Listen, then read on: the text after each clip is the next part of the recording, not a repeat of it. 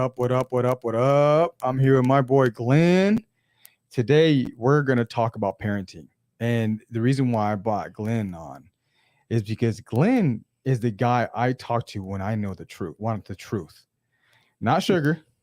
Right? I don't think you give any candy away. No, You don't give no candy away. He don't give no sugar away. He gives facts and he gives you what's real. don't sugarcoat anything. Nothing. So stay tuned if you want to hear what's real.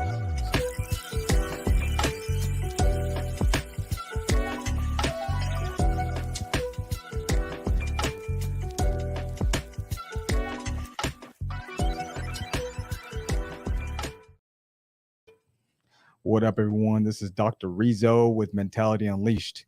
And what we're focused on now is parenting.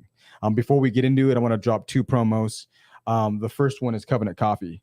Covenant Coffee, they do what's real. I like their mission is they focus on the foster kids that really they get exited out of the system. So they build skills, provide them jobs, and so on and so forth. Another promo that I want to talk about is Rizzo Psychological and Behavioral Health Services. They're another sponsor on the show, and that's by yours truly.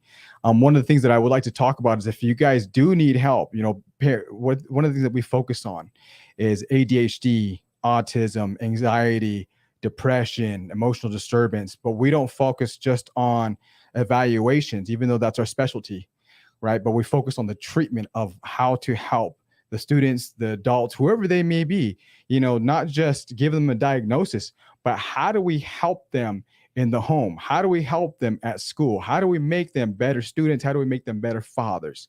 If you're interested in that, please contact me, Rizzo Psychological and Behavioral Health Services. All right, everyone. Now we're ready to rock and roll. What's up, Glenn? Just hanging with you today. Yeah, how you feeling about that? I usually have fun with you. We do have fun. We have a ton of fun, bro. Glenn, I feel like people need to get to know you more, though. I feel like the white hair doesn't give it enough. I feel like had it for 30 years. 30 completely gray by the time I was 40. I can tell about how old I am based on that. Yeah. No, don't judge me though. This is one thing that people need to know about Glenn is he is one of the smartest guys you will meet. Mainly because, he's been through the journey. He started off living off of Flower Street, right over there by KMC. Am I right? Right behind KMC, yeah, right on right. Jefferson Street. Jefferson right off Street. of Jefferson Street. And he actually went to high school with my mom. I did. Glenn's journey came from poverty. So that's why for him, when he sees certain situations, he's like, I understand. I was wearing boots during track. No, I was wearing desert boots during basketball. I was close. And it's the only way I could get on the basketball court because my parents always brought me church shoes. The black soles can't go on the court. So I had desert boots. So I'm look funny out there. I got shorts and desert boots, but I'm playing basketball. And so Glenn has come from that. And nobody gave him a hand up. And through hard work, he's become a success story. Glenn, tell us about what you do. I'm a financial advisor. I help people make money. And through that, I'm being able to help a lot of people, been able to give a lot of money. I love I have my own nonprofit for foster kids, but giving money to the church. And when I see a need, being able to give it out. So I remember God has blessed me a lot. You gave me a challenge one time. You said you can never outgive God. You can never outgive God. And what did you mean by that? It means the more you give to God, the more he's going to turn around and bless you. I mean, if you read Malachi 3, 8 through 10, it says, test me in this, try me. It says, I double dog dare you. Give to me and see if I won't, open the windows of heaven. That's right. And I mean, not bragging. If I'm bragging on God. But my goals a few years ago was I wanted to be able to give $100,000 away in 1 year. And I was able to do that a couple of years ago. But that's based on God, not on me, not anything I've done, So that's the success story. Glenn was over here giving away what people are hoping they earn in a year, right? Yeah. One of my goals a few years ago was to make 100,000, but then as it kept getting better, I'm like, I'm going to keep giving away.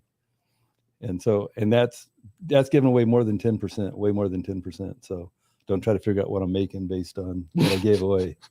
The calculator's going. But the point of saying that is, I think the point of being that is Glenn is a man who has come from what people would say poverty, and he's made it to where people would call the American dream. Well, and I hear people say, hey, if I had a lot of money, I would give, but I only have a little bit right now. But I know when I first started giving, it's like I was going broke. Yeah. I think I was probably weeks, if not a month away from losing everything. But I'm like, hey, the Bible says 10%. So if I make $1, I'm giving you a dime. If I make, $100, you're getting 10. If I can't pay my bills, it's my fault. It's not God's fault. It's my fault. And as I started doing that, things started getting better. My wife fought me for a while saying, you're stupid. Why are you giving us money away because we can't pay our bills? I'm like, I just know what the Bible says. Well, she don't fight me on it anymore.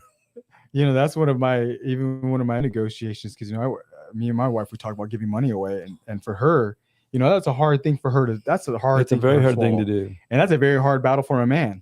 I'm trying to give money away to help or give money for tithe, but it's something that we should be doing. Yeah, well, I mean, I hear people say, "Man, it's really hard." I mean, to give $100 away, I'm like, that's not giving $100 is not hard to give away. Try giving away $100,000 and think what you could do with $100,000.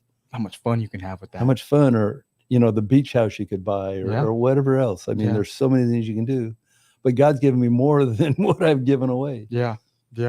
And I think that adds to, because the point of us being on this podcast, guys, again, are ladies and gentlemen, but it's to talk about us as parents.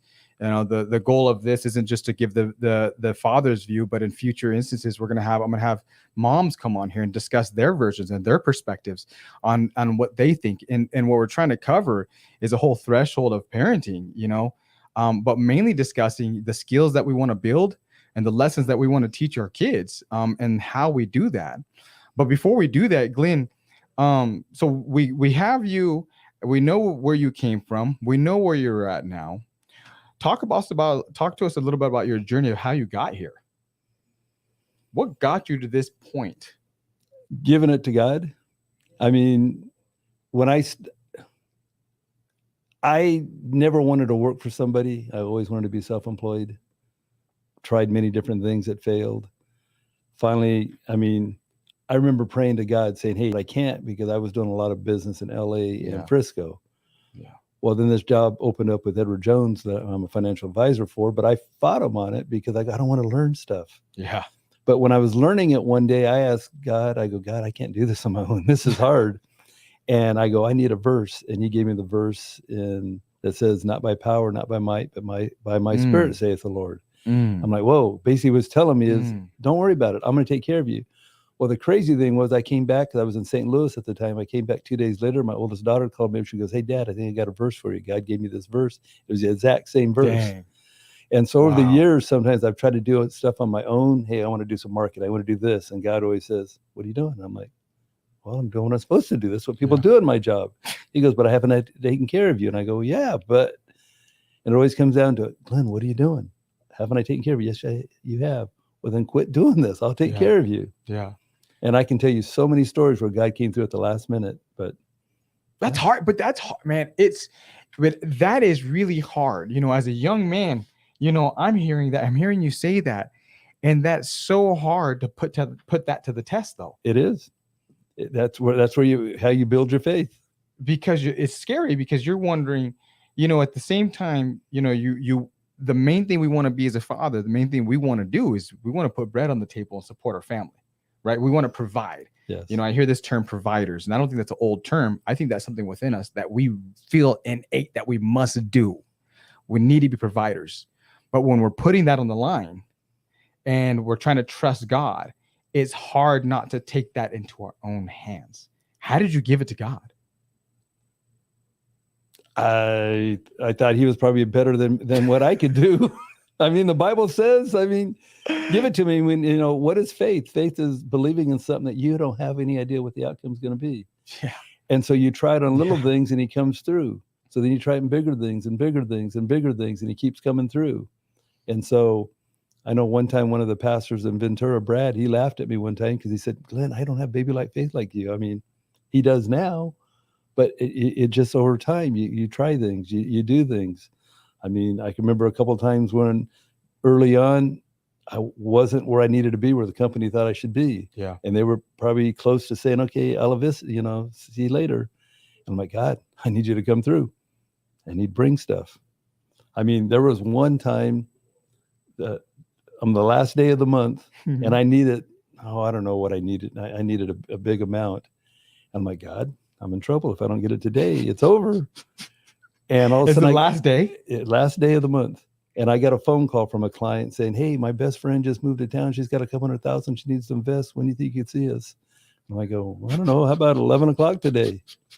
Talk through, we explain things, get everything. And I got it done by 12:45 and the market closes at 1. I'm like, wow. And I can tell you several stories like that God came through at the end. You know, and I think that's what we need to hear.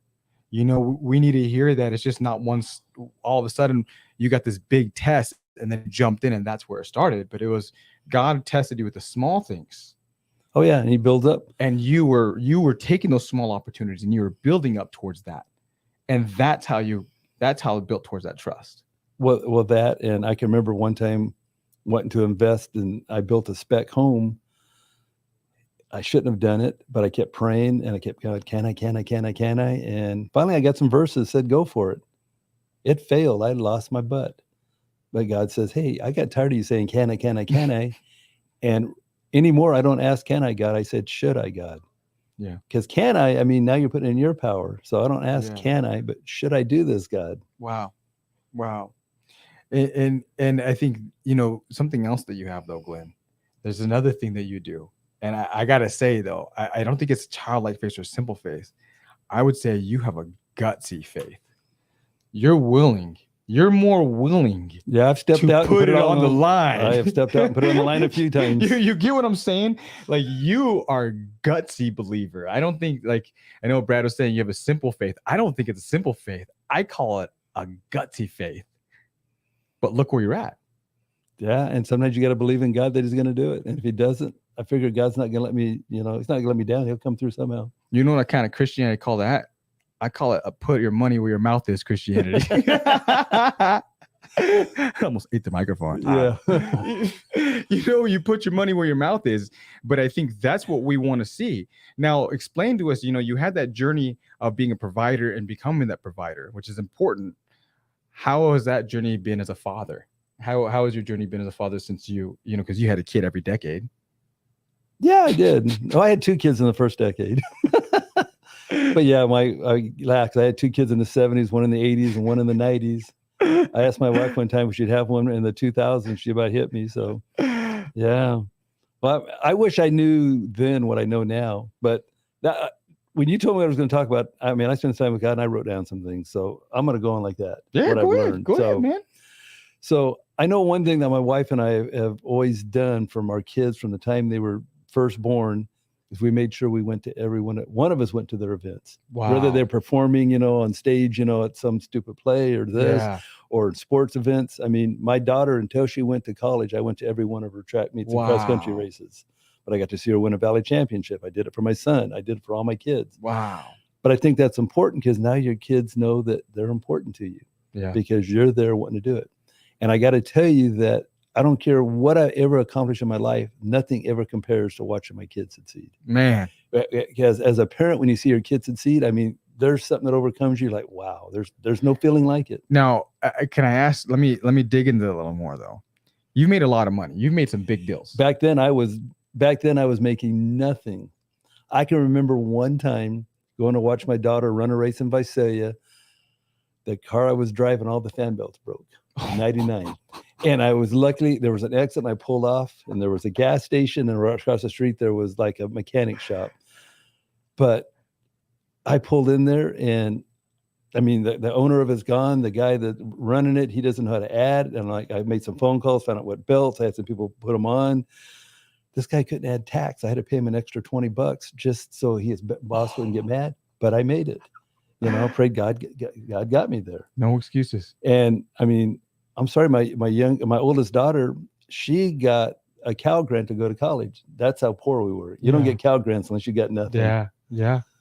But even having nothing, we still were able to go see them and do stuff. And seeing your kids be successful, compare that to you making one of the biggest deals in your life. But there's no comparison. So That's it. making huge amount of money, that No, big no comparison. No comparison. did not compare to you going and watching your daughter track or watching Nathan my daughter run. win the Valley Championship in that. You know No. how many people miss their kids' opportunities because That's they're what I said. making They a come buck, home. Yeah. right? Yeah. And that's why I wanted to be self-employed so I could go do and see stuff. Oh man. And you know, I'm coming from also, I see this all the time. Even events where kids are going to perform, because I work in the schools, I work in the homes. And you know what? It's so sad seeing the kids there that don't have their parents. Yeah. It is one of, you know, I actually, one of the kids in my men's group, you know, he said that one of the hardest things for him, one of the biggest triggers is his dad's in prison right now, but not even getting picked up from his parents. Yeah. Right. That's a good one, man. What's your next lesson? Well, this I think helps everybody. And I found it by accident one time, but you ever go on vacation, your kids, they're like, can I have this? Can I have this? Can I buy this? Can I want ice cream with this? Mm-hmm. That's when every time I go to Target. Yeah. Well, so we were going on vacation for a week and something came over me and I gave each one of my kids $50. And this is when $50 meant something. Yeah. And I go, it's your money. You can spend it however you want. And they're like, really? And I go, I don't care if you buy ice cream or candy or you give it away to the homeless. I mean, it's your money. I don't care. Well, when we got to where we were going, we weren't there less than a half hour when one of the kids go, hey, Dad, can I have this? And I go, sure. And they go, all right. And I go, you got money. You can buy whatever you want. And they go, what? I have to use my money? I go, yes, well, I gave it to you. They both came home with money. And they never asked me the rest of the trip, could they have some? Because now it was really their money. And they're like, well, if it's my money, I'm not wasting this. I'll waste your money, but I'm not wasting my money. So teaching that responsibility. Yes. Teaching them the value of the dollar. Yes. You know how many, how about this, Glenn? What have you seen from adults that don't know the value of a dollar? Oh, it's horrible. I would just, it's funny. I turned to another page, but there's a verse that says, basically, if you take care of the little, you'll be faithful in the big. But if you're not faithful in the little, you won't be faithful in the big. Yeah. Well, I see parents all the time in my job that the parents die, the kids inherit money. They can inherit $500,000, $1 million, and usually it's gone within a year or two. Yeah. It's just gone. Yep. In fact, I had to, for Mother's Day, I was telling some of them saying, hey, I had this one lady, she'd been my client for a long time. Well, I got a call 2 or 3 times a year where she needed 10 grand, 20 grand, 50 grand. I'm like, for what? Oh, my son, he needs this or needs this. Wow. And I'm like, all right. But I finally said, hey, you got to stop this. She goes, he's my only child. He's going to get it anyway. And I go, no, the point is you got to teach him how to be responsible for it. Yeah. Otherwise, he's going to blow all that about a year after you're dead. Well, so she started cutting him off. Well, he still has the money. Wow. But she didn't think that she needed to do that until I pointed out to her that, yes, you do have a responsibility. You know, and this is the reason why. And because the number one goal of every parent, our goal is to create independent children that can be consistent and succeed on their own. Yes. Right. And it's harder when you have money than when you don't. My 2 older kids, I mean, they grew up having nothing. My youngest daughter, she's grown up having a lot. She's a lot more spoiled than the other 2, because you always want to make it better, but you got to let them go through things. You have to. If you don't let them go through things, they're not going to learn. And the one thing I've always seen over the years too is parents try to make their kids the best friends, and you're not to be their kid's best friend. You're to be their parent. Well, you know what happens when you try to be your kid's best friend? They don't respect you. No, they don't. They take advantage of you. You get what I'm saying? No, they don't. Parents don't realize that. They don't respect you. So when you try to pass on that discipline, that correction, which discipline and correction are I would say a third of love. If you really love somebody, correction and discipline is gonna be a third of that relationship. What something I discovered through this too is I helped coach my daughter when she was running and my son a little bit, but you can't be their coach and parent at the same time. Wow. You can't do both. Because you can't, as a coach, you're getting on them sometimes. Then you come home, you want to love them, be all that, and they're still mad at you for when you corrected them. And so you can't do both. You can't do both. I feel for single parents, because that's when you have 2 parents. One can be the loving one and one can be the hammer. That that's a tough part. But at the Yeah, it same is. point, but at the same point, no matter what the circumstance is, discipline has to be involved in love, or else you know what happens to the kid if they don't. Guess what the Bible says? If you don't correct your kid, It says I think you're spoiling them. it's spoiled, and which means they're rotting inside, Yes. right? It means they're rotted. They're no good. Like with a Willy Wonka test is when the kid was rotted. Remember when it was a Veruca Salt jumped onto the egg thing and to see if it was good or bad, she went down, right? She was no good. She was spoiled. She didn't produce. And then you know what else the Bible says? If you don't correct them, it says you hate them. Yeah. If you don't correct your kid, you hate them. And that's the same thing with the mom. I told her, not spoil her son because she wasn't doing him any favors. She thought she was. She thought she was helping him. And so many parents think they're helping the kids by giving them stuff, and they're not. And I think that goes twofold, though. I think it's not necessarily, it's not only just when you give them stuff, but especially when they're young adults and especially when they're teenagers, not letting them fight their own battles, not letting them take care of their own problems. Well, that's how most people that grow up poor, how they are. Because I get a lot of friends who all grew up poor and we're all pretty successful. Because, I mean, you're just out there fighting and doing stuff, and you accept failure and you just keep on going. Now, I mean, you get shut down once, you're like, oh, it's horrible. Boo. Yeah. I mean, you've heard me talk. I mean, I hate participation awards. Yeah. I hate them, hate them, hate them. Yeah. Because life doesn't work that way. Life doesn't pay you for participating. No, sorry. But the kids all expect something. I mean, I have clients that, are employers, and kids come in now and they want 4 weeks of vacation and this and this and this. It's like, you don't start that way. No, you start that. Oh, no, I don't want to start at the bottom. Well, and this is the thing that people don't realize. The reps is where all the learning's at. And in order to be an expert at anything, an expert is only considered an expert, not when they have the degree or not, not when they have their license or not. Nope. Then expert is only an expert in that field if when they've done enough reps in that area and have countered every problem and learned how to deal with the problems. Well, see, it's funny you say that because in my job, a lot of times on the insurance side, they want to bring people to do some training with me. And I always ask, okay, so tell me about you. Oh, I was just like you for 2 months and then I became a trainer. I'm like, out of here. I kick them out. I want somebody that they don't want to be that, but the people like to hire people. They weren't successful at doing it. So, we feel sorry for you. You're a good guy. Yeah. We're going to make you a trainer to train these people how to do it. Yep. How can you train someone to do something you couldn't do? Yep. I mean, I can read a book just like you. That doesn't mean anything. And I think that's where we really have to let our kids make their own money. We have to let our kids lose. We have to let our kids, when they go through those really sad breakups or those really hard situations with their bosses, handle it on their own. Yeah. In fact, my youngest daughter, she didn't have to, but when she started college, I made her get a job. I go, you need to know what it's like to work. You shouldn't graduate from college and never had a job in your life. Yeah. You don't need one. Yeah. But she found out sometimes she had to work a mid shift. We had to go work at midnight and get off at 8. And then she had to do stuff. And, it's like, okay, now you appreciate what it's like to work a tough job and you want to do something better. At the end of the day, I don't care what skills you got or how talented you are. If you don't have stamina or endurance to get through whatever objective you're getting through, you're not going to get through it. And you only get stamina and endurance through reps. So someone wanted to ask my daughter, I got 4 kids and they've all got college degrees and done all right. And they asked my daughter and she goes, I don't know. I was just always afraid Dad kicked my butt if I didn't make it through college. And some people think, well, Matt, you're okay with them, being afraid of you? I go, I love it. Yeah. I think my kids should be afraid of me. I mean, no, again, I'm not their best friend. I'm not their best friend. This is the reality I wanted. And once they get older, now my older kids, they're becoming friends, but they're in their 40s and 50s.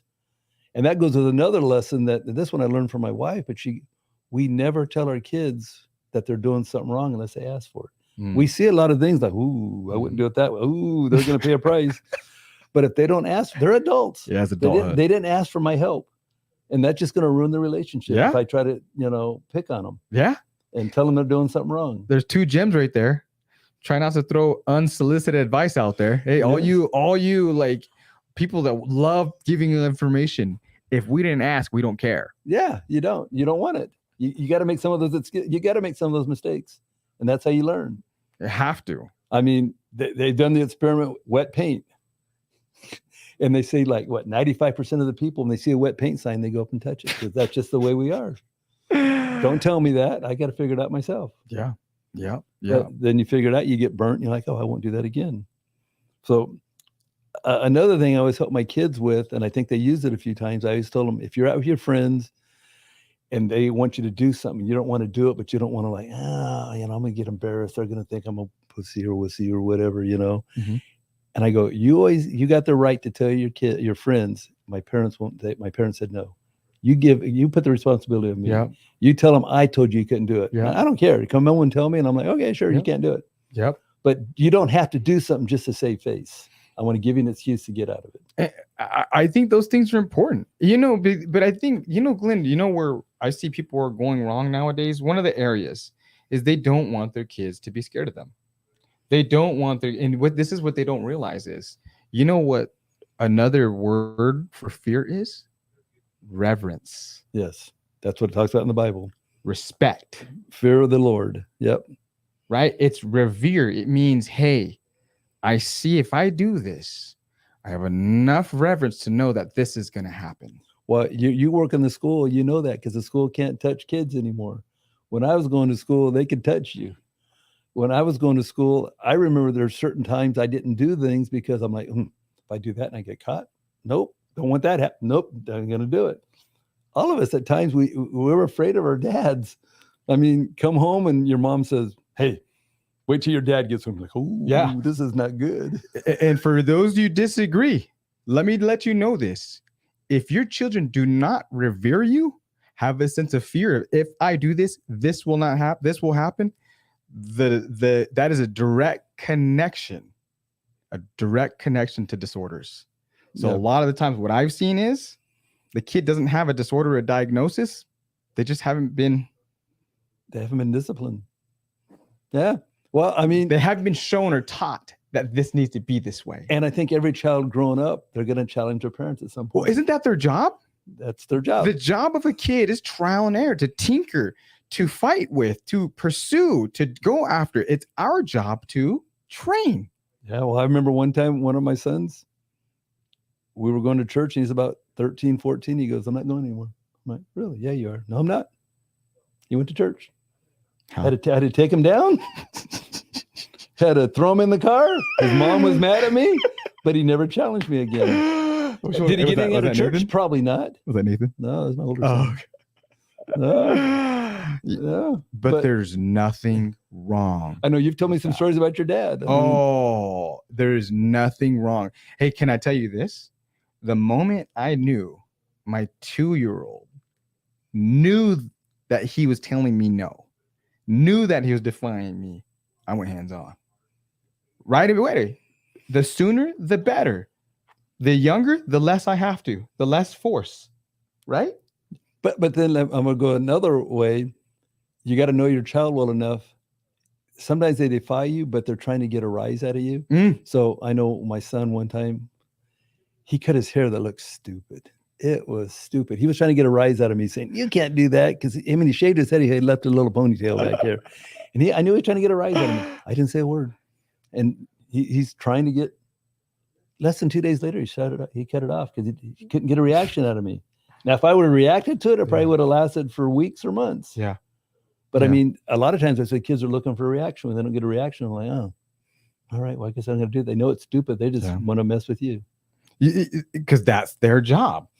That's the kid's job, is to try and push the limits. And this is the important thing. And I'm not all about spanking or hitting. I'm not about that. I believe in a continuum of discipline, but I do believe in this day and age, our kids right now have a lot of love.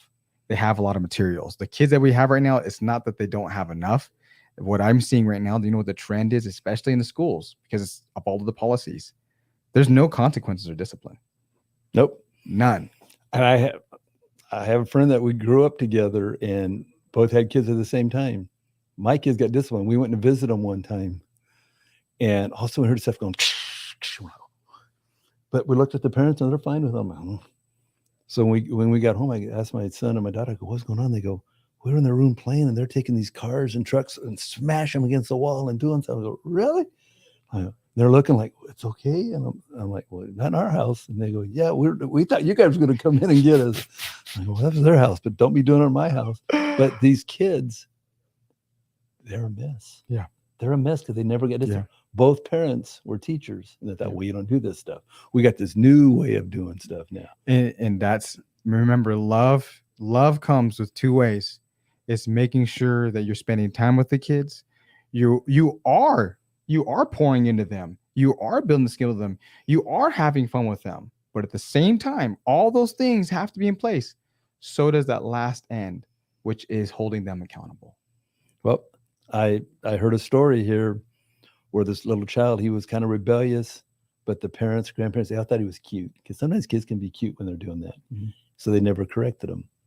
Well, one time they're playing in the yard and all of a sudden he's trying to run away, and all of a sudden he starts running. They see this car going down the street and they're like, stop, don't. He looked at him and smiled like, hey, you can't tell me what to do. And he went out and he got killed. Yeah.